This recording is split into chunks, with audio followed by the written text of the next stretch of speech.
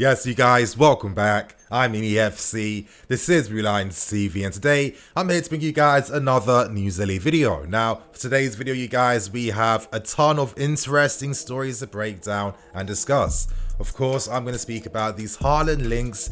I'm also going to speak about Dybala and reports from Italy suggesting that we are strongly considering the player for the next summer window. So big news there, you guys. And of course, for the final story, I'm going to speak about Hakim Ziyech, and it seems like he is set to make his debut this Saturday against Southampton. So, you know, some very interesting stories, some positive news. Let's talk about all these stories today, you guys. But before I get into anything, one quick plug. If you like today's video, if you're happy to see me return back as well, and, you know, of course, you guys, I have been feeling a little bit ill. Nothing as crazy as COVID, of course, you know, God bless, but naturally things have been set back a bit, but I'm back, I'm hungry, we've got the football returning back too, I'm excited, I've got a ton of content ideas as well, and positive news too is I'm also working with another editor, so this means that I should be able to make even more content consistently for you guys, so stay tuned. So without wasting no more time, we start with the first story today, and let's speak about this positive news surrounding Hakim Ziyech. Now, this story was first brought by The Athletic, and they report that Ziyech is set to make his debut this weekend against Southampton. Boys, I've been longing for this moment for so long. I've been so excited for him. Out of all the signings we made, Ziyech is the one that got me the most excited. He's the one that I've been looking forward to seeing the most, and it seems like we are finally going to see this happen against Southampton. We've got even more news, you guys, even more good news, and that's the fact that Ben Chilwell as well looks set to play against Southampton too. Now, we know that he left the England national team, and that was due to possible fears that he could have further aggravated his pre-existing foot injury. He returns back to the club, and, you know, of course, thank you, he comes through, reports are okay, he hasn't aggravated anything, and it seems like he's going to be set to play against Southampton as well. Now, the first thing, can you imagine what we're going to see now?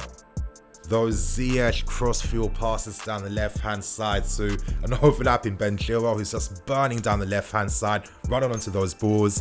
It's going to be a thing of beauty, and to be honest, the last time I saw such like a telepathic understanding when it came to, you know, midfield players finding their fullbacks was actually with Frank Lampard and Ashley Cole. Now, you know, back in their prime, it was beautiful football. You know, Lampard was, you know, consistently underrated technically, which really surprises me. This guy is an incredible player. All the passes you see De Bruyne make, we've been seeing Lampard doing that since day one. So he needs to get some respect in that area.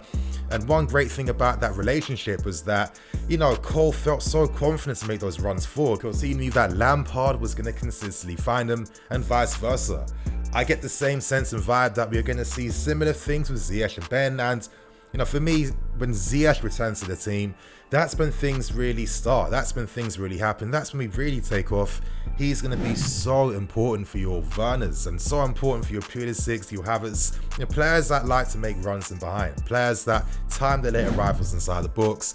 I felt like maybe our attacking players have suffered a bit due to the fact that, you know, most of their teammates that they're, you know, now playing with haven't been used to playing with those types of players or those fast players, you know, play those early balls in front of them so they can use their pace to get in behind. You know, these guys are tremendously fast in the first opening meters, and I think with Ziyech and his ability to play these, you know, incredible, lofted, beautiful, you know, over the ball passes for these guys, it's going to be a thing of beauty. It's going to be so telepathic, and I'm hoping that we're going to see the fireworks start against Southampton. You guys in the comment section below, tell me how excited you are to see Hakim Ziyech this weekend. And without wasting any more time, we move on to the second story today, and I want to speak about these Paulo Dybala reports. Now, these reports have come from ESPN and from Italy too, and it reports that Dybala is very likely to be leaving Juventus, and that's due to Andrea Pirlo basically telling him, listen, you aren't really in my plans tactically. Now, for a very long time, we've known that Dybala is one of those players that Juventus could possibly sell to reinvest back into the team. Now, for me, one of the main reasons as to why there's been this, you know, love-hate affair at Juventus, and, you know, I don't mean it in such a strong way, is due to the fact that Dybala essentially is a very niche player. You know, for me, he's more like a false nine Trequiesa type of player where he needs that full creative license to roam and, you know, find those pockets of space and move where he wants to. This means that ideally he has to play more centrally, but, you know, when you use a player like this, then it means that you have to reconfigure how you use your midfield and how you restructure your attack. So I can understand why so many managers have, you know, had this maybe love-hate affair with a player, because it does make their lives harder, because they need to find a way to incorporate him into the team. Now, you know, what's quite ironic is that last season, you know, another season where Dybala has to, you know, fight for his place in the team and prove his merits. He scores 17 goals and he gets 14 assists too. So Dybala is still a player that's in his prime. For me, he's one of those classic style of players that we don't really tend to see anymore. Like, really, you know, he's one of those players that scores and executes those very difficult technical shots.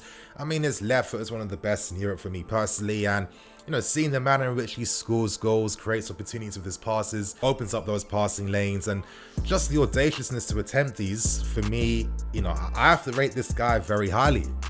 But of course, the reality is, if we attempted to make a move for Dybala, is it just overkill at this time? I mean, come on, we've just signed Werner, we've got players like Tammy, Kai, Ziyech hasn't even made his debut for us, and already we're being linked with more attacking players in the market. Does this make any sense?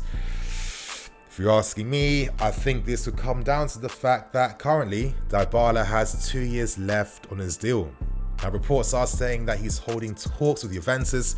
Could he possibly be trying to force the contract that he wants by, you know, putting out those feelers, you know, putting out pressure, saying that, okay, there are other clubs out there showing interest? Because reports have said that we are the only club right now showing the strongest interest into considering to make a move for him next summer. Is this simply agents meddling again, trying to, you know, attract more interest for their clients, trying to just, you know, do all those typical transfer politics? For me, I probably think that could be the case, but I also think there's another reality that Dybala could be one of those players most likely to leave Juventus. And of course, when players like this are on the market, clubs like us are going to monitor the situation and assess these players. So I'm going to briefly assess Dybala, and, you know, ideally, if you're signing a player like this, I feel like he has to play in behind or play off a striker. I think that's where Dybala is at his element. Dybala can also play down the right hand side, and he can also play up front, but I think, you know, playing behind the striker, playing in that 10 role is his best position.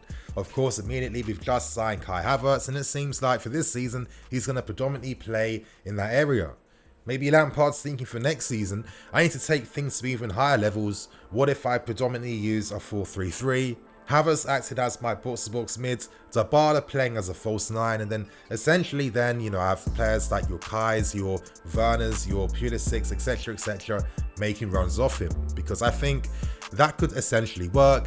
But again, is this the smartest move? I just think that when we have so many attacking players right now, this could essentially be overkill, but possibly at the same time, because, you know, once you start to speculate, you guys, once you start asking the whys and the ifs, and you just keep going deeper into the rabbit hole. But you know, what if maybe this interest could signify that, okay, maybe we could possibly sell a player, one of our existing attacking players in the summer, who knows? Again, I just think it's not even worth all this speculation at this point in time. Dybala, fantastic player, great left foot. Of course, he could work here, but when we have so many players that play in that role already, would that be the wisest move to make, considering the fact that we have to spend on a defender and a midfield player too? So you guys, comment below. Maybe you personally know a way in which we could incorporate Dybala in the team. Let us all know below.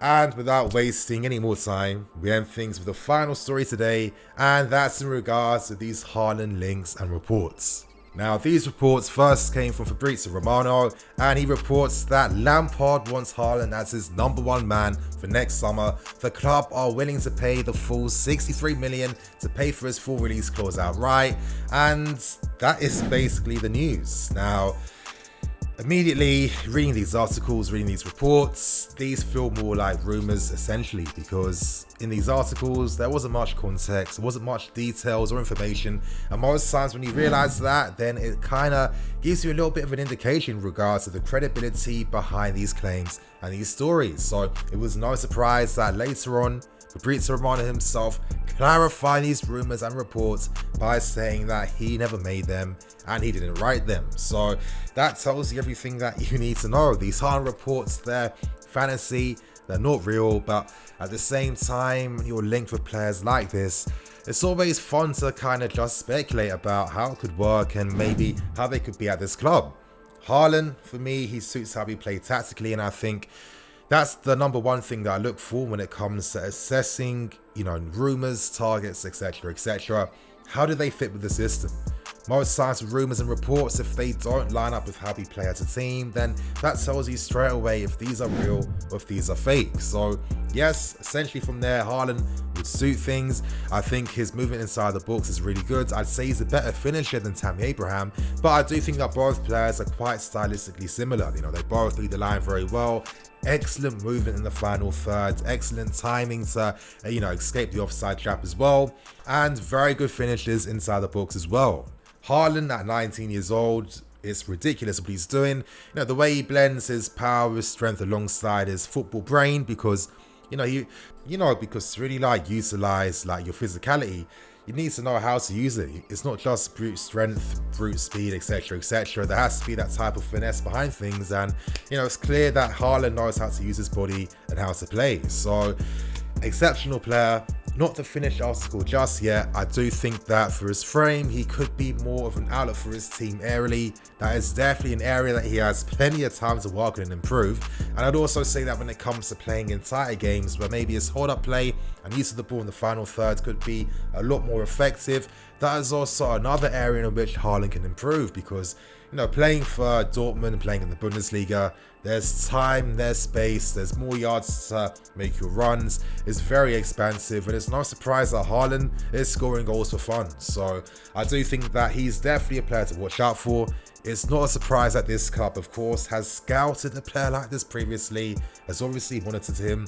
It's what happens, and let's see what happens in the future. Harlan is 19, he has a very long career ahead of him. Anything can happen. And there you guys was the News Daily video. And of course, leave your thoughts and opinions in the comment section below. I'm the EFC. This is Blue Lions TV. I'll catch you guys later with some more videos.